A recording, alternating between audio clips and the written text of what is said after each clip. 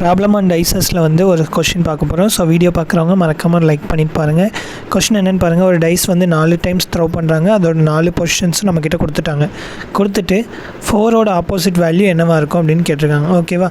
So இதுக்கு வந்து first என்ன கன்சிடர் பண்ணுங்கள். இதை வந்து 1ன்னு வச்சுக்கோங்க, இது 2, இது 3 அண்ட் இது 4 அப்படின்னு ஞாபகம் வச்சுக்கோங்க. ஓகேவா? இது ரெண்டுலேயும் 4 வர மாதிரி உள்ள டைஸ் எடுத்து செக் பண்ணி பாருங்கள். அப்படி இல்லைனா 4 இல்லாத மாதிரி டைஸ் எடுத்து செக் பண்ணி பாருங்கள். எப்படினாலும் எடுக்கலாம். ஓகேவா? ஃபார் எக்ஸாம்பிள் இப்போ 2 and 4 எடுத்தோம் அப்படின்னு வச்சுக்கோங்களேன்.